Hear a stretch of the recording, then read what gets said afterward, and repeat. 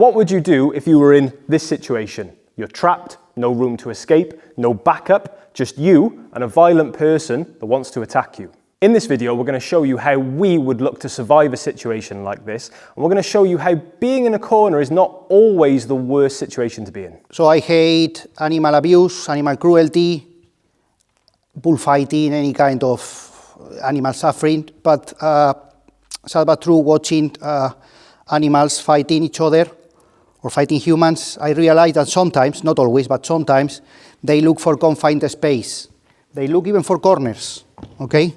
So instead of going out in the field and to fight out in the field, they chose to hunker down, to confine themselves in something like this, like a corner, when they cannot escape anyway. So they chose to be in a situation like this. Not only animals, you know, I'm a professional boxing coach, Floyd Mayweather, all of you know Floyd Mayweather. He was a master.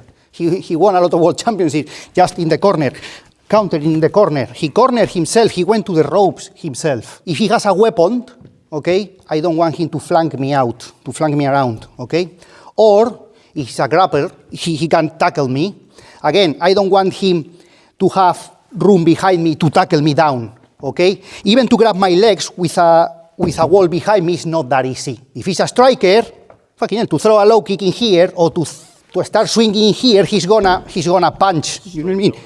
And I mean, I'm gonna have a natural barriers here, okay, to cover. But guys, what could be the most important reason for me to choose a corner, apart from everything else that I said? Because there's more than one already. I don't want fighting one and the other one punching me from behind or grabbing me from behind. So in here at least, yeah, I have two people battering me, which is bad enough, but at least I know no one is coming from behind. So I'm not saying I'm always look for a corner, not at all. But sometimes it's not a bad option. But obviously, we are in a corner. You are in the back foot, you are cornered. It's the lesser of two evils, or the lesser of different evils, but it's still an evil. You can get really hard against the corner. So first of all, the stance. I'm not gonna be that square.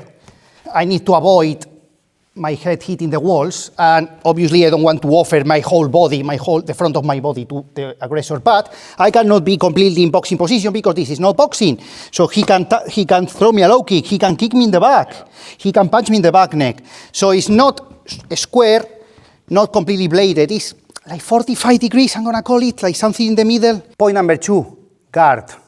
So I'm not gonna be here. Again, this is not glove boxing. So if I'm here, he's gonna batter me, he's gonna start throwing low kicks, bam, he's gonna punch my back.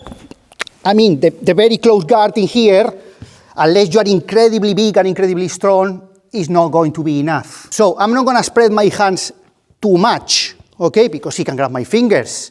I mean, he could be a judoka and he can project me to the floor.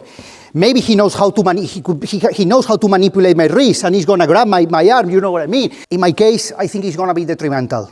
So, again, I'm gonna be in the middle, like this. Okay, mate? More or less in line with my chest. If he attacks, he attacks to the head, I'm here. If he comes to my belly, I'm here. Okay, he goes to the legs. I can protect with my legs. After a stance, guard, and everything else that we already explained, we need to start fighting back. So if by any miracle I manage to de-escalate and he back off, that's a great victory. World champion. That's the main victory in the street, okay? But sadly, sometimes it's not going to be enough, so then I need to fight my way out. This is a risk you can take if the attacker is smaller and weaker than the person defending himself. I'm smaller and weaker than Ryan, and he's way younger. He can take the risk of manipulating my body to an extent. For instance, this way.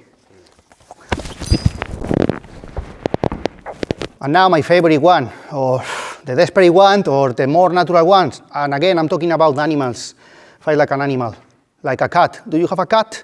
Like a feral cat, like a desperate feral cat. Yeah. Scratch, bite. You need to go through that person, yeah. Okay? So you need to go through that person, bite, punch, go. Whether there's one attacker, two attackers, three attackers, 15 attackers, the principle is the same, right? still go ballistic on one of them. Don't try and trade blows with all three of them, right? It's never going to work in a million years. That same thing that Raul did to me earlier on when he was in the corner, you apply that no matter how many people there are. You fucking pick one of them and you make your own gap in the wall straight through them. You pick one of them, you put your chin down, your shoulders up, and you go fucking ballistic like a wild animal, and you get away. Okay, guys, also, it's very important, but you need to check through these guys, okay? As I said, you don't need to check it out your sides, behind your back. You need to focus on these 3-4 opponents, 2, 1, whatever. But you need to look through them as well before making your final move, because they could have more friends over there ready to throw a glass of pint to you. You need to check where the escape routes are. Maybe there is someone coming that can help you and you can just call them, or going through, the police is coming and you can run towards the police. Or don't run through the road because the cars are passing by. So you need to check your escaping routes, if there are any more enemies around, before going ballistic, making your final move to try to escape. Very important as well, I hope you check our video about EDC tools, everyday carry objects, improvised weapons. I'm always carry things that I can help me in this situation. So could be a keychain, okay, with a lot of heavy things, legal EDC pocket knife in the UK, I can try to cut them, okay. Tactical torch, it's incredibly sturdy, so I can fight with it. Tactical pen, steel pen, so honestly, I can really stab them with the pen, okay, before doing my ballistic move of escaping. Check it out, that video as well, because you can combine that improvised weapons with this situation as well.